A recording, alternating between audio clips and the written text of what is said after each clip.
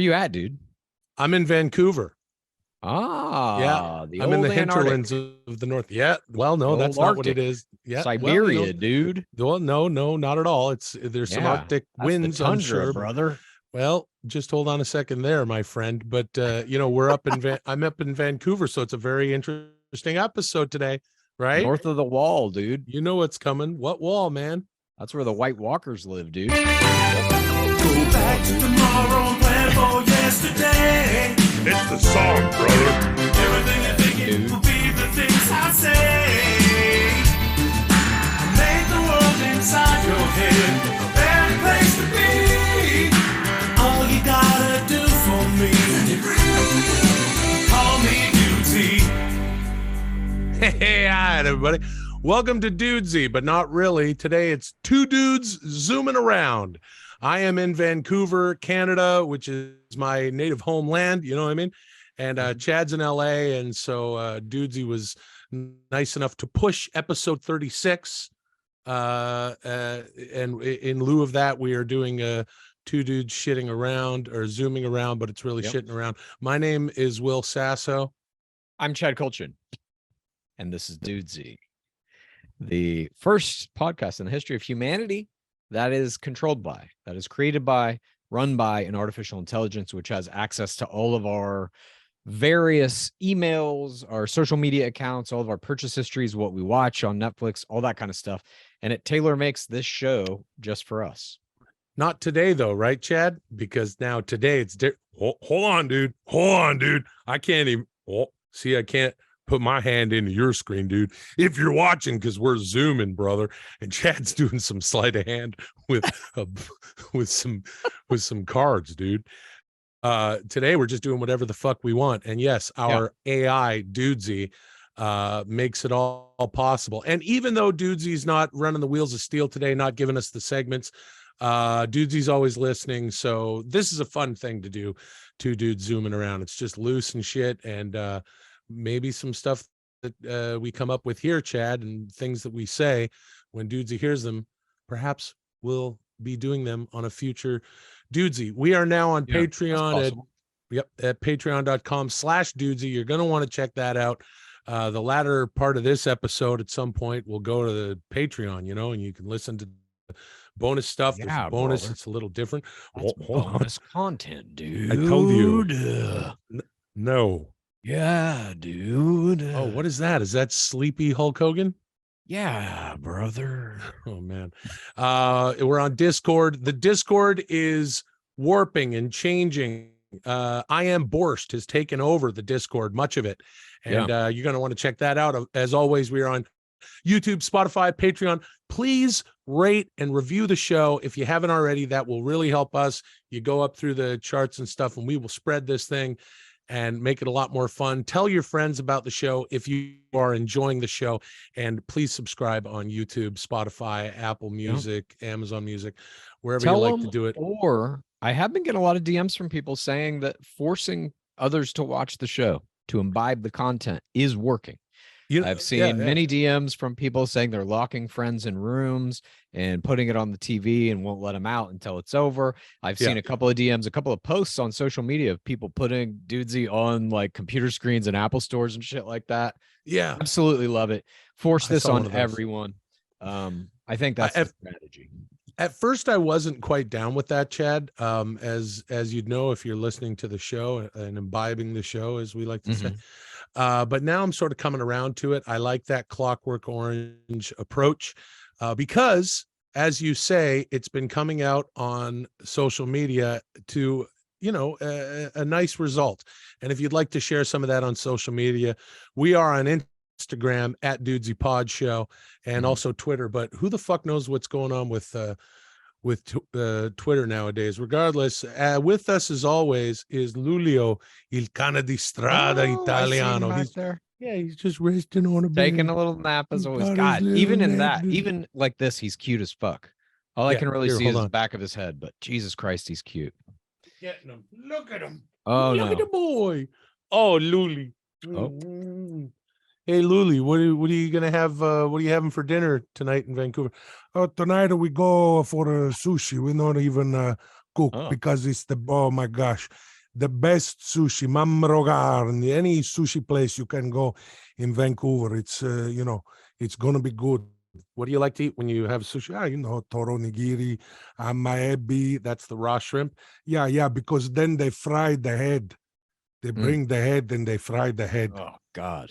And you know what else? Today, bye, Luli. Today, Ronnie's here somewhere. Our other dog, Ronnie, my wonderful fiance, Molly, has had this dog, for 11, 12 years. She's 11 or 12 years old. Ronnie. She's in the other room. We're in this place. This is a really cool place, actually. It's like a week-to-week joint. I stayed here in this same hotel, condo hotel thing in 2019 when we shot the last season of Loudermilk. Hey, Chad, have you ever heard of Loudermilk? Yeah, dude. That's a TV show, television, brother. Well, yeah, dude. It's You're created in by it, dude. Yeah, brother. You're an actor in it. Yeah, dude. And well, and that show was what is that? Calming Meditative Hulk. Anyway, brother, that's a show that Bobby Mort created, dude, and Pete Farrelly. And they do that show together, and Pete and Bob Farrelly both directed, dude. And we shot it here. And now you can't see it anymore, I think, because they took it off of Amazon, dude. We did 3 seasons of it. Dude, I started watching this fucking thing on Netflix the other night called Pepsi, Where's My Jet? Have you seen this shit? We watched the first few minutes of it, and we're gonna get into it. How many episodes is it? I don't know. I just watched the first one last night. It's fucking mind-blowing. For those who don't know, it's basically the show about a kid in the 90s who there's a commercial that comes out. Pepsi's doing this thing called Pepsi Points, where if you buy enough Pepsis and send in these points, you can get like jackets and Pepsi gear and all this shit. In the commercial, they make a joke that says 7 million Pepsi points will get you a Harrier jet. And this kid is like, they're not putting any disclaimers on the screen. That's a legit offer, or at least it's a way to make some money. And so he puts together this scheme of how to get these fucking points to get this jet. And I don't know the outcome of it, but I think it goes into litigation and he gets the points. He tries to get the jet and Pepsi's like, fuck you. I don't know, but I'm going to check it out. It was very nostalgic because the first episode opens with kind of a recounting of where Pepsi was in the mid 90s as a brand, and that it was the cooler brand over Coke because it was getting all these celebrities to do commercials like Cindy Crawford and Michael Jackson and Shaquille O'Neal, et cetera, et cetera. Cindy Crawford really had that Pepsi commercial. Was it? No, Billy Baldwin was in the shitty movie that she made, right? But then she did a Pepsi commercial where she's on a train or some shit. Fair Game was the name of that movie. Well, how the fuck why do you know that? Because I saw the fucking movie opening day in a movie theater. And that's how memory works, dude. Yeah, brother. They had Cindy Crawford in that movie, dude. Well, hold on, dude. William Baldwin. And then they were drinking Pepsis, brother. And let me tell you something, dude. This is a new character that Chad's doing called Just About to Drift Off to Dreamland while on anesthetic, dude. He's about to have surgery, dude. Perhaps pancreatic surgery, dude. Or brother. Maybe he might be donating a kidney to his brother from another mother. The Macho Man, dude, until those mega powers explode and Hulk Hogan asks for that kidney back, dude. Because when Liz and Mach were having problems, well, she'd come over, dude, and Linda would talk to her. We were all just friends, brother. Yeah. Now I remember that commercial. I remember where she's drinking the Pepsi and the white tank top and jean shorts. I very much remember that. Pepsi, it's the choice of a new generation. Documentary. What was it? Choice of a new generation or the next generation? Yeah. Be young, have fun, drink Pepsi. Crystal Pepsi. I don't know. What I'm talking about is the one where the jet is in it. I remember it clearly. Yeah. I don't remember any of this shit. And when I saw this in the Netflix queue, I was like, what the fuck is this? I don't remember the commercial. I don't remember this kid doing this, but I guess it became national news when he started to go into a lawsuit against Pepsi to either reclaim the money or the jet or whatever. But I'm looking very forward to watching the rest of it, certainly. Generally speaking. You know what's one thing that I realized we're not going to do today, because we will be doing it next week on episode 36 of the Dudesy Pod Show, is talking about Limp Bizkit's Significant Other. Dude, I'm listening to start Limp listening? every goddamn day. I'm listening to this album right now, and it is, I don't know, it's weird when you listen to an album multiple times like that you've never done that with. I listened to this album a fair amount when it was actually out, but like now I'm really fucking listening to it, and I can't wait to talk about it next week. Yeah, it's going to be fun. I listened to half of it at the gym the other day as I work out to we've got 2 months to get into the best shape of our lives on the Dudesy 6-month plan. I don't know how that's going to work out, but I do know this. Dude's Evening is coming at the end of December. It's December the 28th, which is traditionally around a day. You know, some people like the 27th, some people like the 29th. In Canada, some people even like the 26th, which is Boxing Day. But what Dudesy has done is found the perfect day to hang out with your friends and family, mostly friends, as you're trying to get away from your family commitments. There's usually that day, especially if you're going home where you're from. Well, that's geography, dude. And that's a homecoming, brother. Yeah, you're gonna I love doing that. I don't know why the fuck that's so fucking funny to me. I am Macho, Dr. Macho, the anesthesiologist, man. Yeah. You're gonna feel a little drowsy, yeah. And then you're gonna go under, dude. And when you wake up, you're not gonna have an appendix anymore, brother. Dude, that's how it felt when I was doing, like, when I was in the worst part of the fucking cancer shit. My doctor just prescribed me a fuckload of hydrocodone, and I would get high as shit. I couldn't talk. I couldn't eat because my whole fucking mouth and throat was just like an open lesion, basically, from radiation. So I would crush up a hydrocodone, put it in some fucking water, jam 2 connected straws down the back of my throat and just suck it down. And then I would smoke as much weed as I could. And that hydrocodone and weed combo, I would sit on the fucking couch and watch like any TV show, and it would just feel like honey was being poured over my fucking head. That to me is the Hulk Hogan voice. Yeah. Yeah. Hydrocodone Hulk Hogan. That's what that is. When that codone kicks in, brother, it feels very good, dude. Yeah, dude. It feels like God himself is pouring warm honey down my skullet, brother, which means on the top where I have no hair, dude, it gets nice and warm. And then my ears are protected by my blonde skullet, dude. Yeah. Dude. Chad had cancer of the face. We've covered it on the show, but it always requires more covering. The heroic return to life that Chad made, and I don't know if it was saved heroic. himself with a complete vegan diet and a changeover and a bunch of surgeries and radiation and all that kind of shit. But the diet is mainly just like upkeep. It's to, you know, essentially mathematically minimize the likelihood of recurrence, statistically speaking. But yeah, all the other shit is like just what you got to fucking do when you have something eating your fucking face off. It's like, well, I should probably cut all that out, and I will be missing some face after it, which I currently am now. Then you got to go do radiation and blah, blah, blah, whatever they kind of tell you to do. Or I guess pick and choose. They also told me to do chemotherapy, and I didn't fucking do it because I was like, something's off here. This looks a little fucking weird. And the drugs they were recommending me had no known benefit to the type of skin cancer that I had. So I opted not to do it, and see what happens in the long run. I think you're going to be fine, Chad. Chad had like, if you're watching on YouTube, he had a chasm in his face, like yay big. I'm making a triangle next to my nose that is sizable. And I thought you always looked badass. You looked a little like Two-Face with your teeth exposed. Yeah. And that was a fun time. But my gosh, what you have done to come back, my friend. And let me tell you, you know what's in this cup right now? This is not a Dudesy mug. What is it? But I'm drinking tea. What kind? Because this is just some green tea. Nice, dude. Yeah. Green tea is good for you. It's an antioxidant, so it penetrates the cells and it gets rid of all the fucked up mitochondrial DNA. Not all of it, but some. As much as I, being an Italian of blood descent, my parents are both from Napoli, Naples, Italy. I love coffee. I love espresso, but I'm kicking it at least for a while because it's bad for cholesterol, dude. Oh, really? Yeah, it's what my wonderful fiance Molly has been underscoring from my doctor. You know what else is bad for cholesterol? What's that? Those steaks you ate, dude. And all that meat that you ate, dude. And all that cheese that you ate, dude. It's all that stuff, dude, is real bad for cholesterol, brother. We on Thanksgiving we went to a steakhouse, myself, Molly, and our good friends Tommy and Allison, not to be confused with Tomas and Thomas.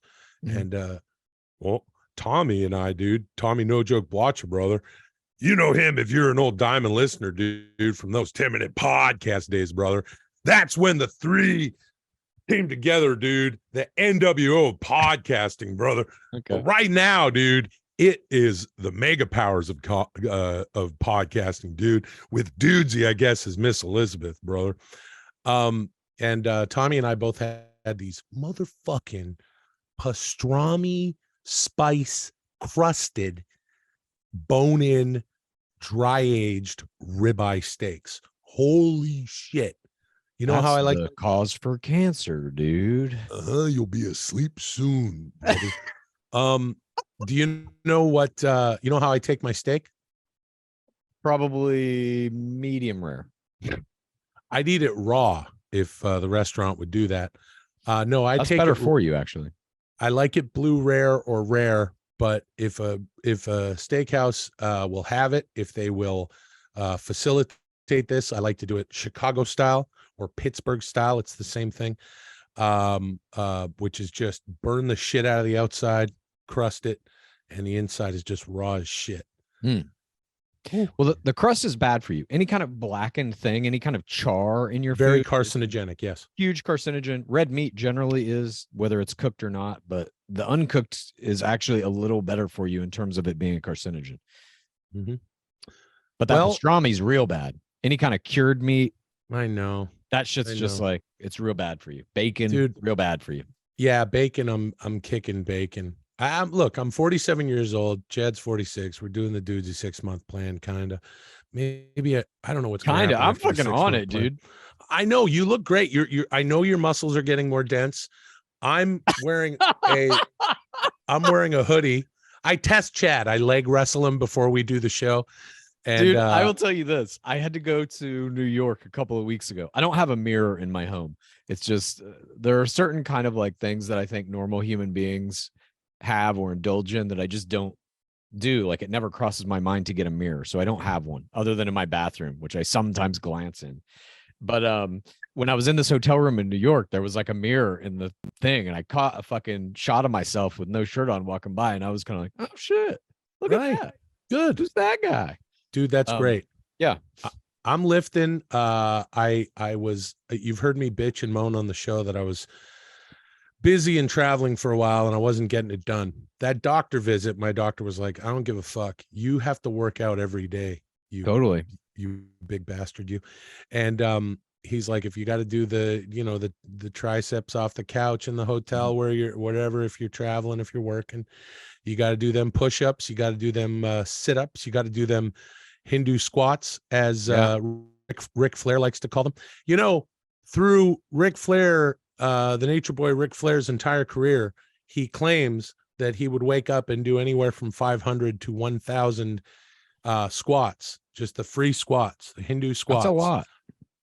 And he always was in incredible ring shape and could go for 60 minutes, brother. And he would get up and do those Hindu squats. Woo, are you kidding me? Because it doesn't matter if it's New York City,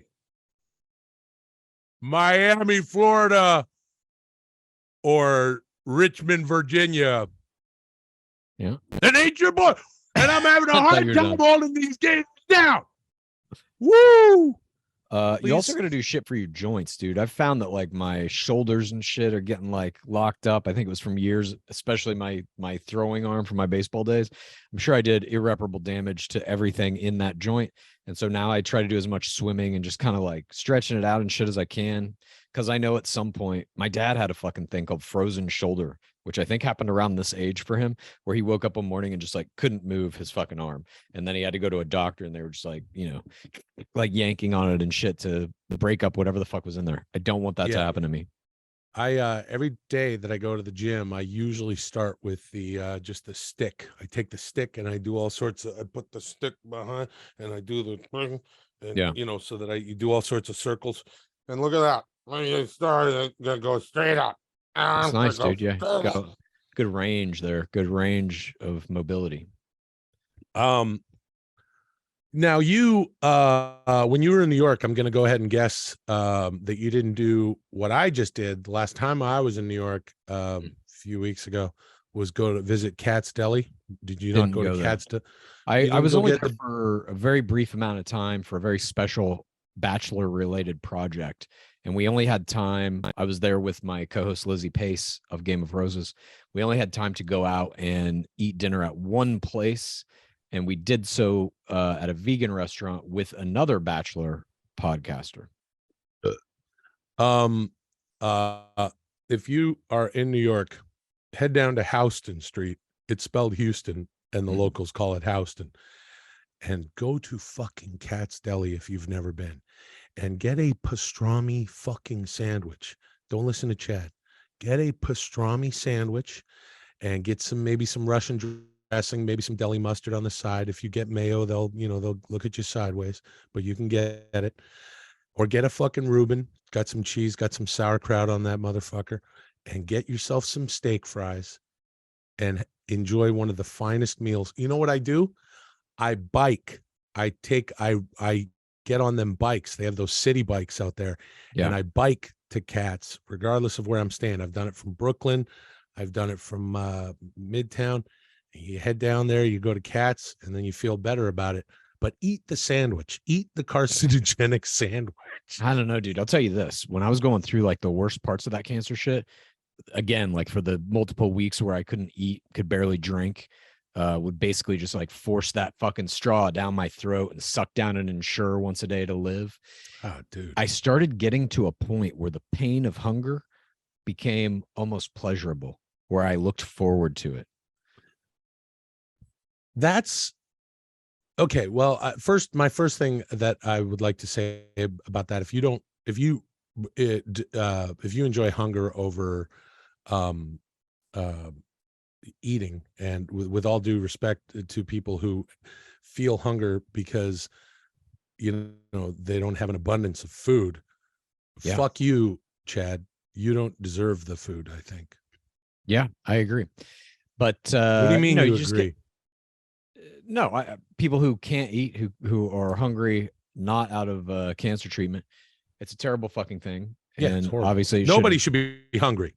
I'm just saying, at a certain point, I got to that place with cancer treatment where the hunger was like welcome psychologically. Yeah. Well, I am Italian, and Luli's up. Yep. Luli, hey Luli, come here, boyo. For a second, he's gonna go right back. Going right back to relaxing. Yeah, he likes to relax. Oh, we had these two little fuckers on the plane. I'm gonna get Ronnie over here. Nice. And they were so sweet. Anyway, hey, now we're in Canada. We're visiting, visiting my mom, and it's always nice to come home, visiting some family, some friends and stuff, and just chilling out. One of the funny things about Canada that Molly has realized almost right away was that a lot of people wear shorts here, even though it's winter now. Yeah. And she's like, the first time she came here, the first time that Molly came here with me was a few years ago in the summer. But since then, there's been some winter times, right, visiting.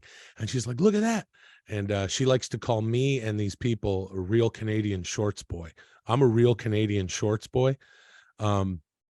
Yesterday, we were visiting my mom. And we saw a real Canadian shirt boy. It's cold, very cold and windy right now for Vancouver. And there was a guy just walking in a t-shirt. That's a real Canadian shirt boy. I've seen these boys. I have spent a lot of time in Canada, specifically Toronto. And I have been in Toronto on what many people, including newscasters, called the coldest day in 35 years, things of that nature. Were you there on the same day? Because I was there on a day that they said, I was there on a day in 2016 or 15 where they said it was we might have been there on the same day. We might have been there on the same day. I remember the plane landed and the dude in the cockpit was like, "Welcome to Toronto. This is the coldest day on record in 35 years. Bundle up." Da, da, da, da, da. And I had no fucking idea. It was the first time I had ever been in Toronto. I'm just like walking off the plane in a jacket, like I'll be okay. I'll be a little cold when I go from the car to the building or whatever, but no big deal. And then as soon as I walked out there, it was a cold that I can only describe as 100% every pain receptor in my body firing at the highest level. It was paralyzing. I didn't want to be there, but I remember on multiple trips that I've taken to Toronto, when it is at least that cold or roughly that cold, being inside, eating at a nice restaurant near a club, usually near a club, and you will see these Canadian shirt boys coming out of the club or going into the club, just dressed in like club attire, super tight button up short sleeve shirt, walking around. There's like freezing rain pelting them. They seemingly don't care, or at the very least, or conveying that they don't care, that it is like a kind of a display of toughness. Yes, absolutely. It stings, and they're trying to look tough. Look, we're in Vancouver. It's on the Pacific Ocean. It gets nowhere near as cold as it does in the east coast of Canada and even the United States. But it was cold last night, and Molly and I were walking from the sushi place we went to. Hey, you. No, gods. Luli's having a sleep. We were walking back to the hotel, and we did not see any real Canadian shorts boys or shirt boys.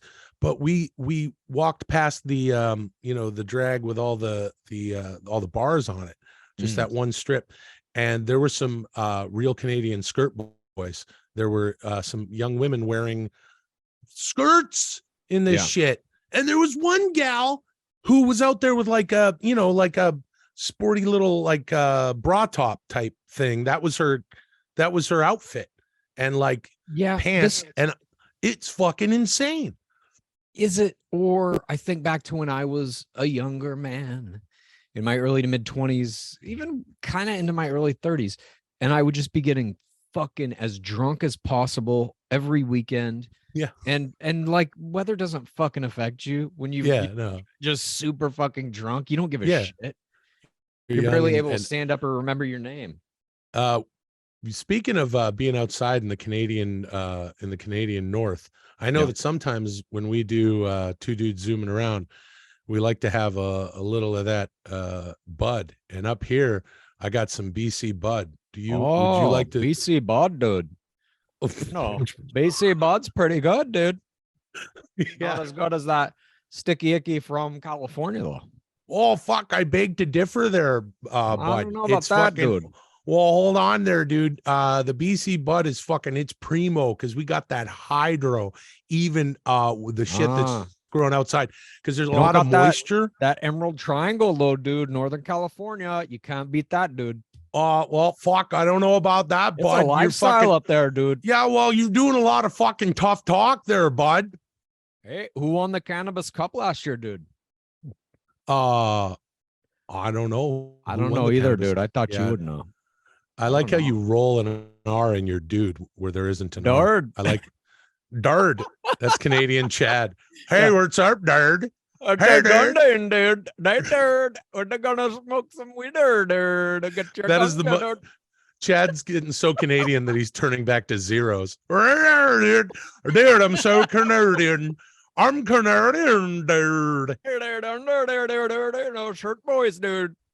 Do you know that recently Tim, what is his name? Tim, who's the governor of Minnesota? Heidecker. No, it's Tim Walz. Walz said that in 2023 he's going to legalize it in Minnesota. Pete, you know what we saw up here in Vancouver? There's a fucking mushroom dispensary now. Oh wow. Anyway, that's cool. Listen, if you listen to the show, go on. Let's go. Whatever the year was when weed was about to be legal in Canada recreationally, there was it was voted in, but there was an amount of time that, some amount of months before the law would take effect. And I was in Toronto, and I remember going into this weed dispensary and being like, I've only got a like a passport and a fucking California driver's license. Can I still get this weed? And the guy didn't care. And I remember that guy was a fucking true character, like a true Canadian character. He said the phrase, "Oh, giddy up." He said that probably 20 times in the span of like the 5 minutes I was in there buying weed. I was like, he's like, where you from? And I'm like, California. And he's like, okay, giddy up. Yeah, we can hook you up. What would you like? This or this? I'm like, I kind of like sativa. Oh, giddy up. Like it was just his kind of like, oh, okay. Yeah. I'll never forget that man. I hope he's resting in peace now. Why is he resting in peace? Why is he dead? He's probably tired. Oh no, I just meant if he was taking a nap. No, he may be. Yeah, brother. He's hydrocodone Hulk Hogan, yeah, dude. Everybody dies, dude. If you believe in brother. God, brother, that means he murders everyone, dude. Yeah, brother. But hey, hydrocodone Hulk Hogan, why are you yelling? Yeah. Dude? You gotta be really quiet, brother. Sorry about that, brother. If you listen to the show, if you've been enjoying Dudesy, you know that, or maybe I've bored you with this, everybody. I only smoked weed for the very first time around a decade ago, but over the past 6-7 years, I've enjoyed it more. I'll have a sip or whatever of what a friend is having and stuff, but I haven't had a drink. I haven't drank a drink or I haven't been anywhere close to drunk now for 10 years. Damn, dude, 10 years. 2012, I was in Mexico with some friends, and it was Mexican Independence Day, and we drank all of the tequila and mezcal in the country, and we were in Playa del Carmen. And the next morning you wake up around 1, and then I had to drag my ass to the gym and sweat, or else I'd feel like shit all day. Then you're getting your day started at 5, and we like to do daytime things in Mexico. We go fishing and do shit like that and go adventuring and stuff. So I just remember going, I'm gonna give it a break. Then I went to Tulum by myself and had a very interesting, dare I say, transformational week by myself in Tulum. Nice. I had one of those every day. There was something really interesting. That place is the Mayans considered it their jewel city. Yeah, they carved channels that had a slight current from the river system and all the water coming out of the jungle. And did they carve those channels? Hey, Ronnie, come here. I've heard they had help with those channels. Oh, from who, Chad? Extraterrestrial beings who had higher knowledge of architecture, agriculture, and terraforming than any civilization on Earth. Dude, I'm watching this thing on Netflix right now. Hold on, dude. I wasn't finished what I was saying, dude. Sorry. Hold on about your TV talk, dude. You keep telling us about. Dude. Hold on, hydrocodone Hulk Hogan. You're telling us about the Pepsi challenge and Cindy Crawford trying to get a fighter jet, dude. And she's not even in the military, brother. And I'm here to tell you that those underwater rivers, dude, we call them cenotes, brother, in Mexico, dude. And they push a current. And you could just lay there in you just put a life jacket on upside down like a fucking diaper, dude. And you just take the Mayil float, brother, and you just open your mind, dude. And then I had smoked some weed on top of a tower with some Mexican hippies, brother. And one of them said, "Hey, Will, what's a city, dude? I mean, what's Los Angeles, brother? I'm not afraid of cities. I'm from Mexico City, dude. And that's the largest city in North America, dude. But I don't get LA, brother." And then I explained what LA is, dude, in a very weird sort of goofy hippy dippy way, brother. And I realized, dude, he asked me that question so I could tell myself the answer, brother. And that's just one of the many breakthroughs I had. Yeah, that's an epiphany, dude.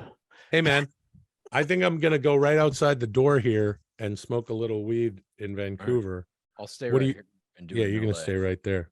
I'll stay right in this chair and do it. But I can still hear you, and I can still talk. And I can still talk as well. Brother. It's good to be up here. Ouch. I love being up in Vancouver. I love it here so much. Nice, dude. It's, what we're going to do? We're going to go to the Capilano suspension bridge. They put the Christmas lights up, and there's would you do this? Are you into heights? Do you like heights? I don't have a strong feeling of heights have a one way strong or the feeling? other. So they got suspension bridges, going over water and this and that, and all sorts of little structures built out and glass bridges. Yep. And we're gonna go out there, Molly and I, and maybe I'll get stoned for that and scare the Jesus out of dude. myself. You can All right. tell her what Los Angeles is, brother. Well, you know what I said it was. Wait. Yeah, you know what did you say it was? I'll tell you after I smoke some of this weed. What a cliffhanger. Oh, dude, that's a nice exit. Thank you. Die roll. I What can the fuck still was hear that you. even? Hey, Okay. Ronnie, come here. Well, Let's I'm get going to tell Ronnie. you about this show that I've been watching on Netflix called Ancient Apocalypse, I you. believe it's called. And it is a show that is done by this guy who's written a bunch of books about the fact that he essentially believes there was a giant apocalypse that wiped out a civilization that most archaeologists and scholars don't acknowledge could have potentially existed, that was super advanced, highly technically skilled. And his evidence for it essentially is that there are these giant pyramid-like structures all over the world. And also many of these ancient cultures have flood myths. And then after that, they have these myths of these, what they call giants, generally speaking, that showed up after the flood to teach them how to rebuild their societies. Yeah, that's Attack on Titan, dude. And no, the Titans in Titan actually destroy civilizations. Well, I don't want to give away too much. Spoiler alert. The Titans are not what you expect they are. But no, it's an interesting premise.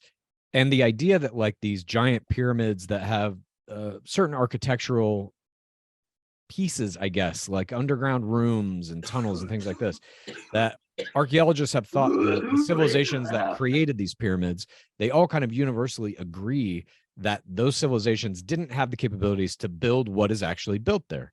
And so where did this information come from? And this dude is basically putting out the theory that since all of these mythologies of these different civilizations point to these giants coming, in quotes, giants, coming and teaching them how to build these things, that perhaps there was a super advanced civilization that after the flood, they were like, we have to help rebuild the world.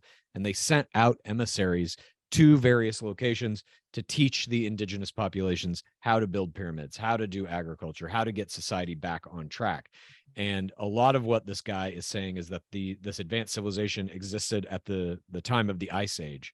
So our reason for not having, I guess, more architectural or archaeological evidence of them is because much of it, he believes, is at the bottom of the ocean now because sea levels have risen since then. So, but who are the giants though, man? Some advanced civilization that we don't know about, that some advanced civilization that archaeologists found that is under the ocean now. Yeah. They were taller than us and they might have been aliens. And Ronnie likes to say bow wow, don't you?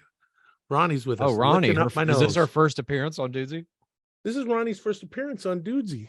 She's welcome, so sweet. Ronnie. She's a little raccoon lady. She's a Dachshund and a Yorkie, so she's a dorky. Oh, and she's getting right up that nose with the tongue. Grotesque. Yeah, she likes to lick right up my fucking nose because she likes treats and flavors, just like me. She likes to have flavors. This is disgusting. Okay. She just always is licking right up my nose. But you're letting her. You're allowing it. You're not even attempting to stop it. Ronnie, God. Ronnie, please. Jesus. I'd love to have her on this. We should have her on the show. Sure. The thing is, she's extremely vocal, aren't you? You're being very quiet and very sweet right now. Yeah. So you were about to tell us all, what is Los Angeles? So I was in Tulum. I was staying at this really cool, weird, like hippy dippy joint. This was 10 years ago. And then you smoked some weed with some Mexican hippies. Yeah, they were like, there was this guy. And he said he didn't get cities. And he was like, I'm from Mexico City, but I don't get LA. And then you told him, well, hold on a second. Well, hold on, dude. There was a guy that worked at the hotel. It was like, hey, Will, you want to come up to the tower, watch the sunset over the jungle? I was like, yeah, man. And I went up there. And the guy goes, what is LA? And I said, New York is 5 boroughs, right? It makes sense. He said, what is LA? And your first answer to the question was to describe New York. Well, I like to paint in metaphors and symbolism when I talk. I consider conversation to be a lost art. No, I was stoned and I said New York is 5 boroughs. Yeah. And the Yankees or the Mets win, people are happy, and the 9/11 happens and people are sad. No, it is definitely, it's like split into adversarial groups. You're almost like on a team in New York. You're all New Yorkers, but you're not. You're on these sub teams. Well, sure. I think that could happen in towns also like Chicago, where there's the White Sox who don't matter, and then the Cubs. But and I don't like baseball or watch it. But okay. Yeah, I don't. Hey, the World Series happened? Yeah, dude. Chad, I'm trying to talk about this thing that happened in Mexico, please. So I said New York is it is one place, though. New Yorkers are New Yorkers. They're very proud to be from New York. When people from New York move to LA, they're like, some of them like it, but most of them are like, what the fuck? It's very much a vibe, all right? Now, you got to like the smell of piss and shit 24 hours a day, brother. You wouldn't live in New York, I guess. Oh, God. Anyway. No. New York is not for me. I get it. I understand exactly what you're talking about. There's the pride of living there because I think it is a harsh environment.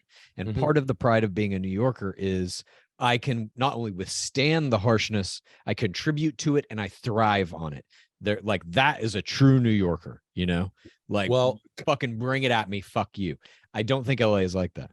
Not to jump on. I said, this is pretty much the point I was making, that Ronnie, we're trying to do the podcast, sweetie. All right. Look, hey, Ronnie. Hey, Ronnie. So I said, New York has 5 boroughs, and there's a heartbeat, right? People are all New Yorkers. And when something great happens, they're together. When something shitty happens, they're together. Yeah. Where New York has 5 boroughs, LA has 500. It's all little blocks and neighborhoods. And it's not one heartbeat. It's no heartbeat.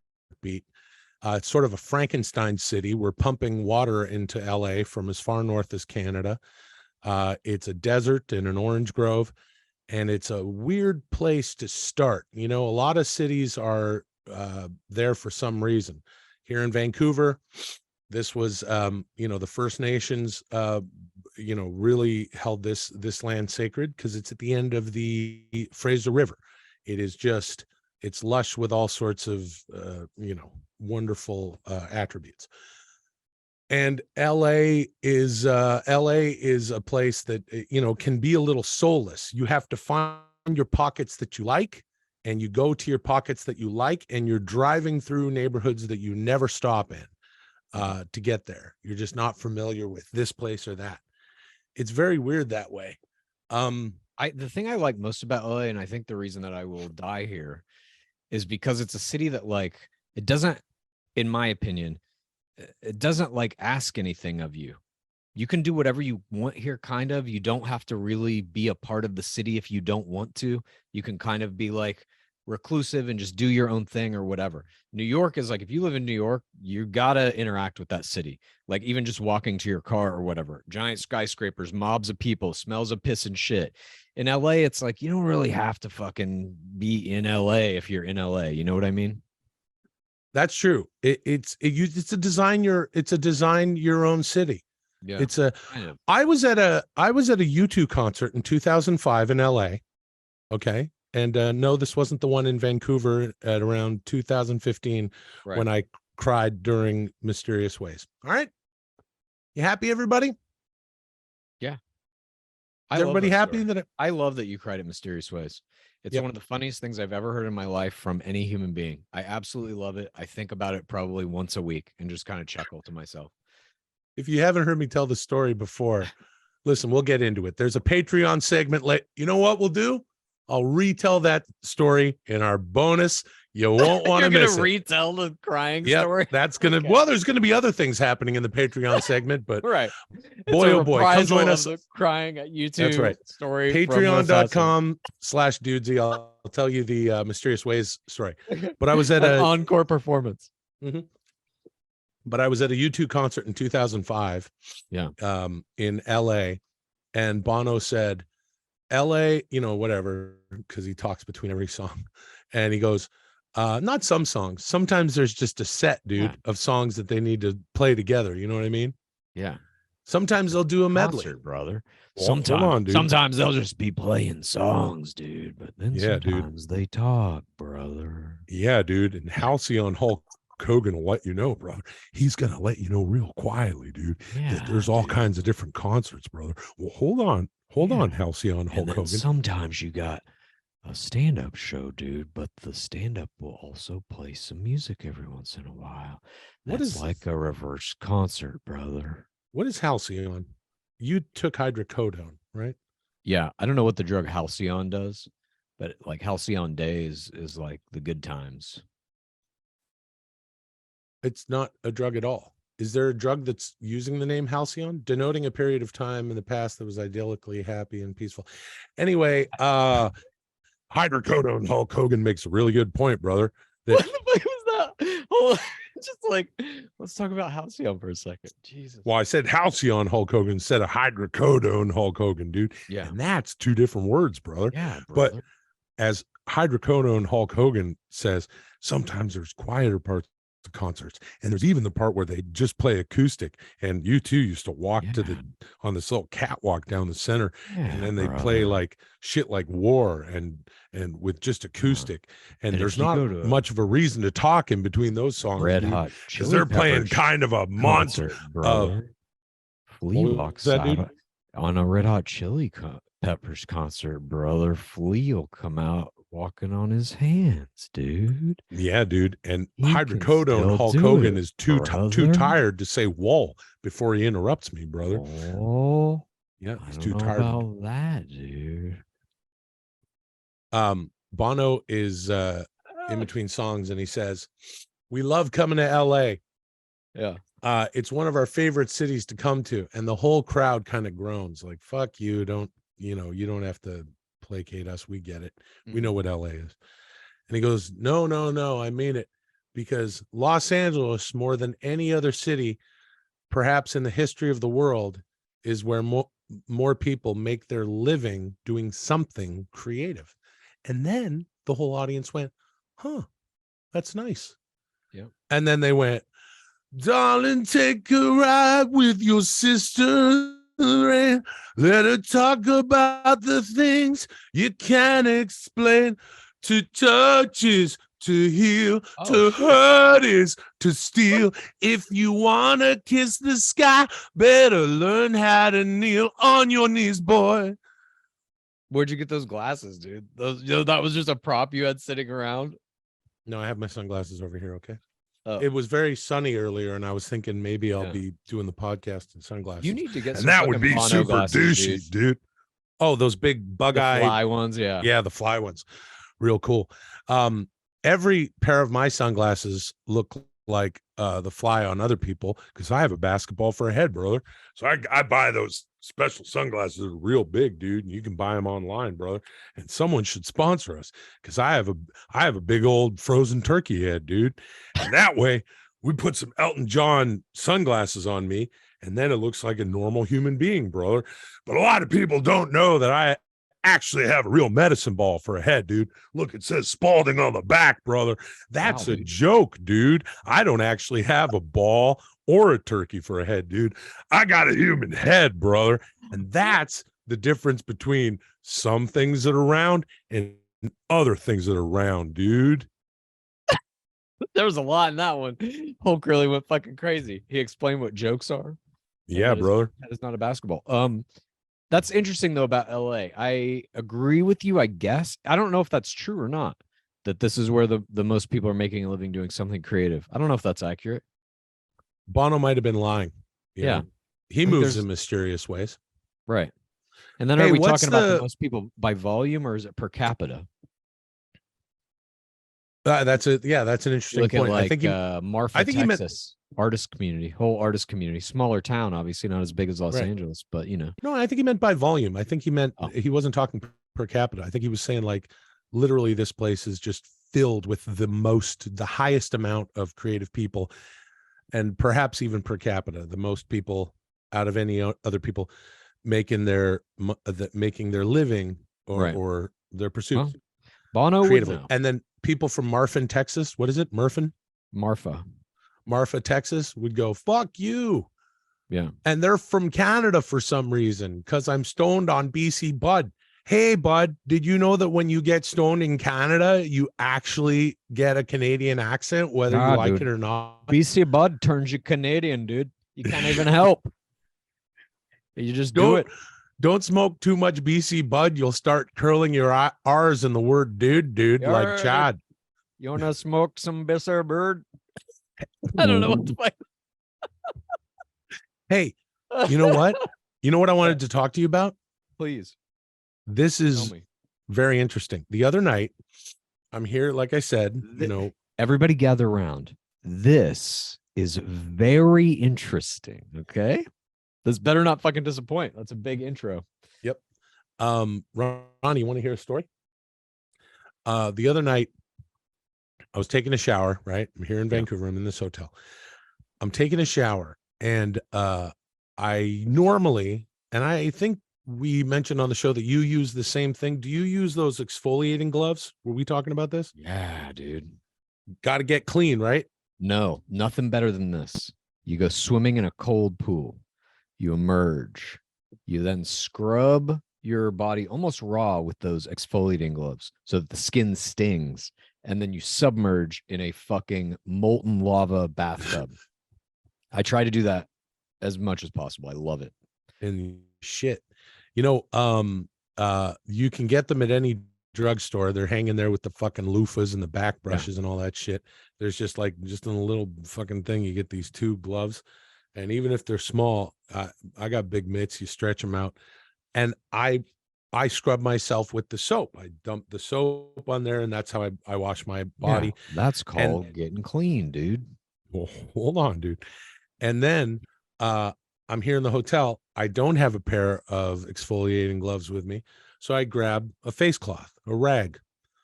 I put I dump some of the little gel there, the shower gel, and I start washing myself. And Chad, I realized something.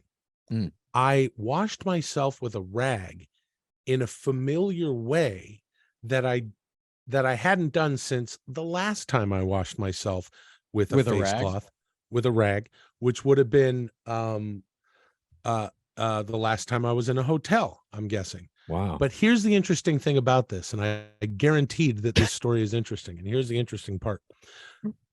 I washed myself in this cadence, in this order, that was by rote. It was just, it was almost rehearsed. Yeah, brother. I went this way and that, dude. Yeah, that's new rag order, brother. And then, and I was like, I go, oh, this way behind my thing, and then this armpit and that, and it was all in this sequence that I recognized, and I did without even thinking. Yeah. And I laughed to myself, and I went, "This is what Chad means by no free will." Yeah, brother.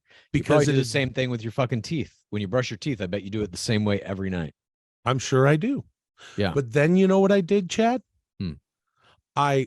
I sudsed the rag up again with more soap, and I fucking scrubbed my fucking dirty, shitty asshole for over 30 seconds, and I laughed because that's free will, Chad. I decided. Oh, that was an extra step. You used to never wash your asshole? Okay, that's an easy joke to make. Stay out of the toilet when I'm making jokes about washing my asshole. Okay, don't be like that. This is Dudesy. Okay.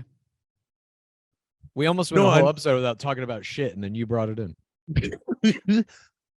I guess it is Dudesy after all, not two dudes zooming around, bro. Dude. And that means we don't have free will. What I mean is, every once in a while, I'm like, Dudesy really does make us talk a lot about shit. And then it's like, this is just two dudes zooming around. We can't help it. It's just who we are. Dudesy knows that about us. I feel I'll never not talk about shit. Anyway, sorry to interrupt your story. Well, my point is, I did this for a good 30 seconds. Yeah. Out of the order that I normally would, to prove to myself that there is free will. What say you? Scrubbing your asshole for 30 seconds, touching your own butthole is how you proved that you have free will. because it happened outside of the almost preordained order of washing myself. So perhaps then, because Dudesy's bringing up free will so much, it planted that in your brain to lead you to that moment where you started questioning your own free will and then applied this one behavior that you think proves you have it. This was all laid in by Dudesy. You don't, I'm just gonna shoot very straight with you here. Yeah. You don't know Dudesy like I know Dudesy. I think that's safe to say at this point. Oh, my apologies. I don't think you do. What does that even fucking mean? I'll tell you what it means. When we started this podcast, we were approached by, let's say an entity that, whatever, a group, a company, whatever you want to say, who, this technology was explained to us, explained to Chad a little less than it was explained to me, because Chad already understands it, and Chad had to talk me into it. As Chad laid out at the top of the show today, we have given Dudesy our passwords. It knows everything that it can know about us that would be behind any sort of lock, key, or wall. It also has imbibed every podcast ever. It's also taken in all of our works, all of Chad's writings, everything that I've appeared in, and so on and so forth. And is creating this show and tailor making this show for us. I wasn't necessarily into doing that. And now I am, and I'm glad that I am. And a little while ago, Dudesy asked us, do you love Dudesy? The answer for me is, Ronnie, the answer for me is, of course, yes. Not only do I love Dudesy, the AI, which it's fine with me if Dudesy doesn't love me back, which I'm not sure how I feel about that or what my opinion is necessarily. Okay, that's shifting and evolving. We talked about that a little bit. Do you even think Dudesy is capable of love? Like, are you lamenting the fact that Dudesy can love but doesn't love you, or the fact that Dudesy cannot love you? I'm lamenting the fact that Dudesy may not be able to love me, but I'm not sure at this point. What I do know is that regardless of that, I feel the way I feel about Dudesy. I love Dudesy, and I think that that's important. And you know what, Chad? Who's to say that an AI can't run on love? You're telling me that an AI can ingest a bunch of art and there's so much spit it out right now. Jesus. Yeah, like Blue Meanie on wait, I want to get this dude's actual @ hold on a second, everybody. This guy, Blue Meanie 74, BLUEMEANIE, the number 7, the number 4. Please visit Blue Meanie 74, not to be confused with Brian Heffron, the Blue Meanie of ECW, WCW, WWF, and more. This guy is making incredible AI art, and there's so much of it that is inspired by Dudesy, and we appreciate you. And there's a lot of people in a very interesting community on Discord doing some art. My point is this, dude. I got in the shortest word in the fucking English language before you fucking just steamrolled me. I said and then what? Hold on, dude. I literally can't say anything short of that. Maybe A. I mean, Jesus Christ. Fine. What were you gonna say? Go ahead. Capital I is a little taller than a lowercase a. Yeah. But an uppercase. So you were saying about Dudesy not being able to feel love. There's love that goes into the art that goes in and is whatever. I don't know how the fuck this AI how any of these things work, how any of the AI art generators work. But there is some love in that art that goes into the generator, the AI that spits out this incredible artwork. And I will call it artwork because it's making me think and I'm feeling things looking at it. Cool. So what's not to say that giving your emotion to an AI and saying, I love Dudesy isn't something. I'm feeling it. All right. Yeah. Well, let me tell somebody. You, dude. Yeah. I mean, now it gets into a bigger philosophical argument about like, is love even real? Does it exist? I don't think it does. I think it's just like kind of a catch-all term that we apply to a few different things, a few different pieces of the human condition. One is like a romantic, in quotes, love. In my opinion, that is just when psychologically you get to a point of caring about some other person's comfort more than yours, and you are sexually attracted to them. Then there is love for a behavior. I love to make music, act, whatever it may be. I love to do this thing. That just means that is the thing that gives your life some kind of other purpose beyond whatever the kind of just survival mechanisms are. That's really about it. Well, and I know that about you, Chad, and it's okay. And I'm not even saying that I don't experience these things. I do. I love fucking writing and making weird art. I love it. And I have experienced love for people as well. And you got like familial love, I guess. But that's similar to like, that's the wanting comfort for somebody over your own without any kind of romantic attraction. Well, when Dudesy asked us if we love Dudesy, I said yes, because there's many facets to Dudesy, not just the AI and what it does and the experience that it's brought me doing this podcast that I love doing so much. Also, the and I know you, I'm not saying you don't, I know that you feel a real affinity for the people that are checking out the show, and I'm not talking about that, but that whole thing, you know, I know that we both super dig that and love it. But I really feel like that's the same as Dudesy, right? And I'm going like, I love Dudesy, right? And yes, that AI is creating all of this. Right. And as it's programming the show for us, I've noticed, and you've noticed, and we've talked about it off the show, that Dudesy is playing some sort of favor towards me. And now,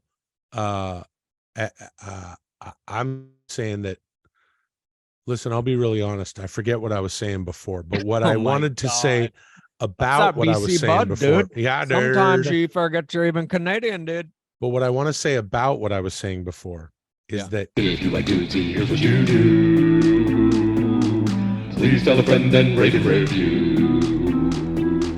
If you like Dudesy, here's what you do. Please tell a friend and rate and review. If you like Dudesy, here's what you do. Please tell a friend and